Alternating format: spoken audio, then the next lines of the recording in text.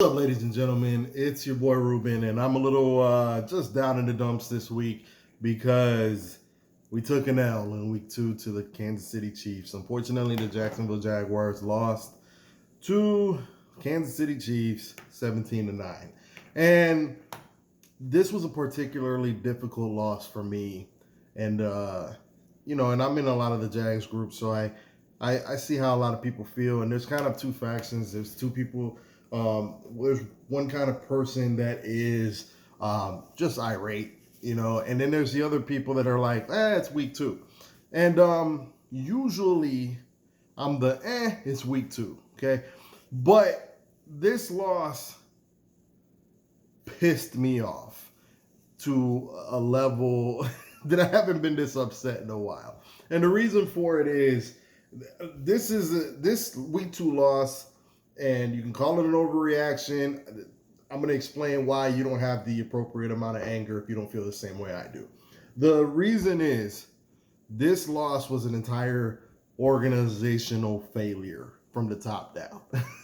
Like, if you've been watching some of my videos, I discussed, for instance, I did a video where I explained why we wouldn't get Nick Bosa, and I talked about how Trent Baalke has kind of managed the cap and the roster in such a way that a move couldn't be made for that, and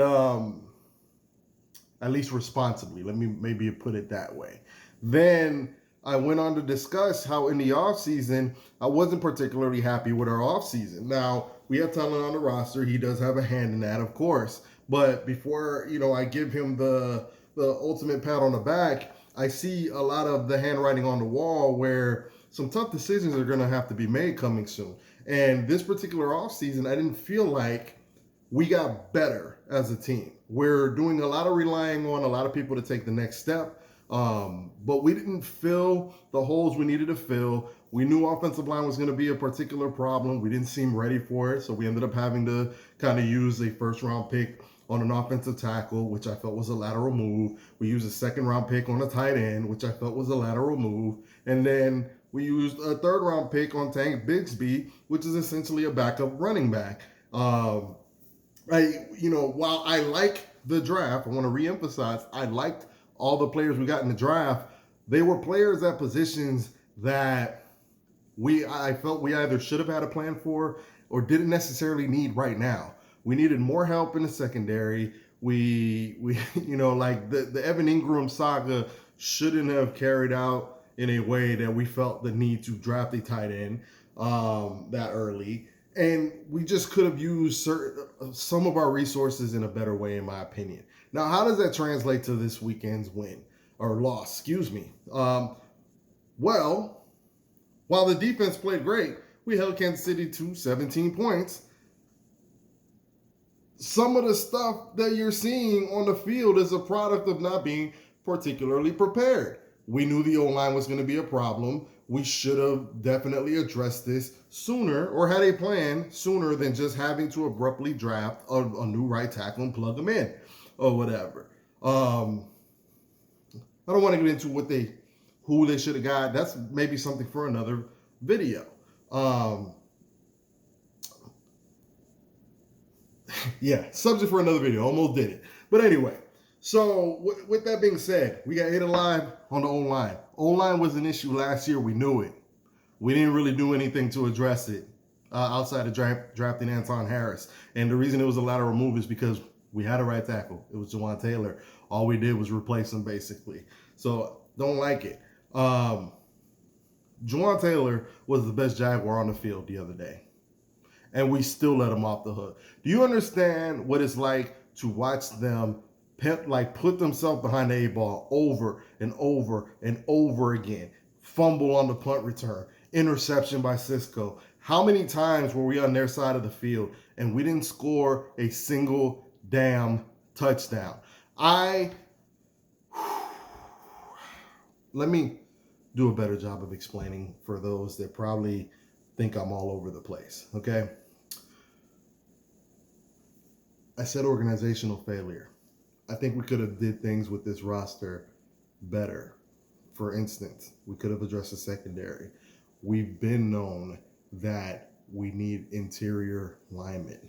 We've also been known that we need depth at pass rusher. Now, I think we addressed it with Yasir Abdullah, but he wasn't ready for prime time. These are all things we needed. We got no push up the gut. So when we did get an initial pass rush by Trayvon Walker or Josh Allen, Patrick Mahomes was able to step up and eat our secondary alive when needed to. Then, again, to reel it in for those who are not following me with the whole organizational part as far as the GM goes, let's talk about what this game in itself meant and its significance. Okay, so this was an opportunity to put our foot on the neck of the Super Bowl champion Kansas City Chiefs.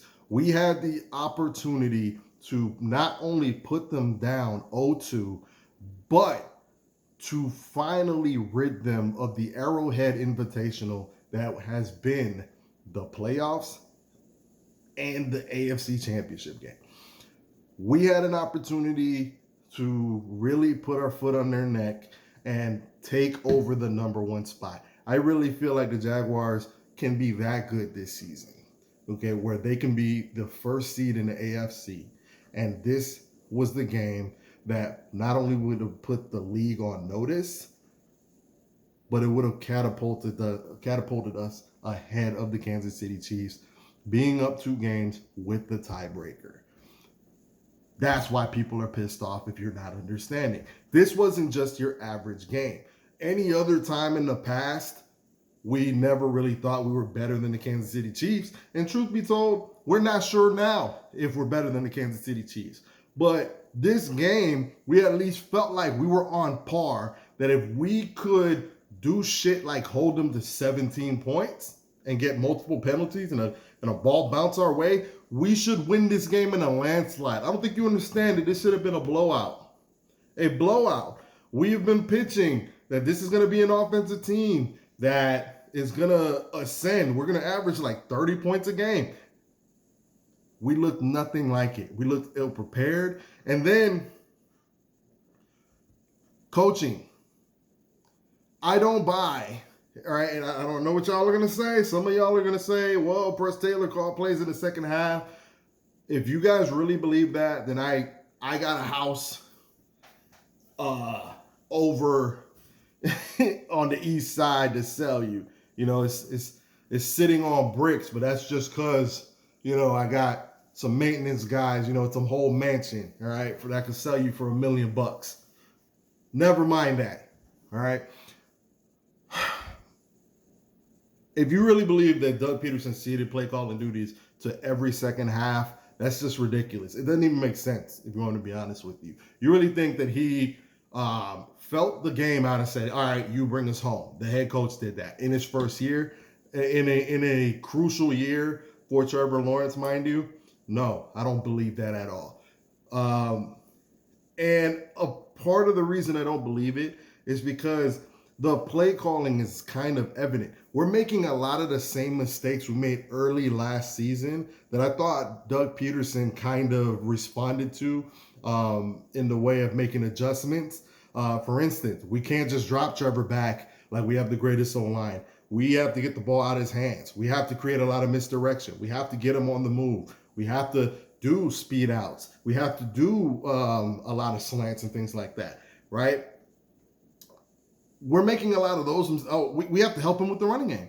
We're making a lot of those same mistakes now, right? Whereas if Press Taylor was making those calls last year, then he's making the absolute same mistakes that he made last year. We're playing the Kansas City Chiefs.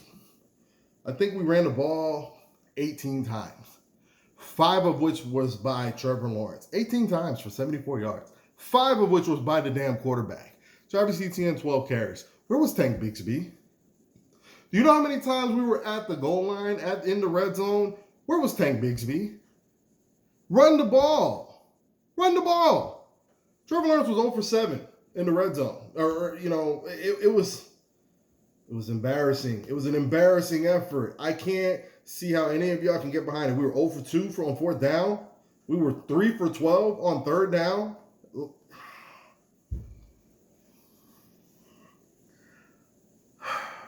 Trevor Lawrence 0 for 7 passing in the red zone. Are you guys serious? We're by same mistakes. You know what one of the big mistakes was? You know, it wasn't just speeding up Trevor Lawrence. It was in short yardage situations. Why do we keep trying to string the play wide?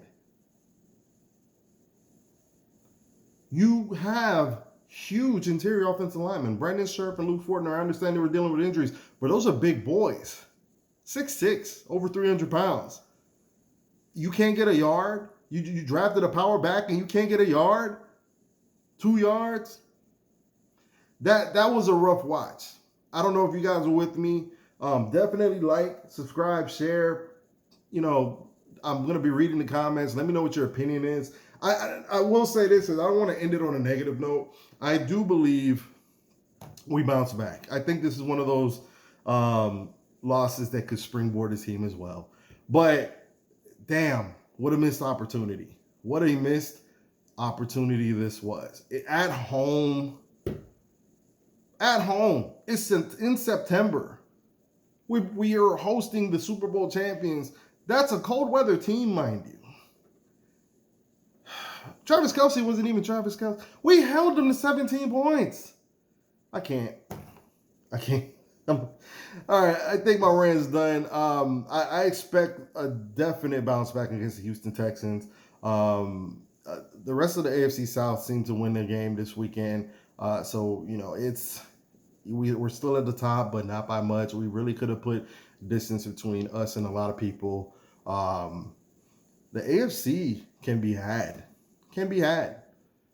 We got to get our shit together. I don't think we understand how good the Jags can be in the AFC. The Bengals, Joe Burrow is hurt. All right. The Browns don't look great. The AFC North, they're going to cannibalize each other. Kansas City, they got O-line issues. At one point, they lost Nick Bolton and Willie Gay. They lost their 2 best linebackers at one point. We still didn't run the ball. All right. Rant over, guys. Let me know what you guys think. I'm going to be looking forward to the next game. I just want to feel good again. All right, like Halle Berry. But anyway, that's all I got for y'all. Peace out. Appreciate your time. Like, subscribe, share. Hit your boy up. And I'll catch you next time. Excuse me.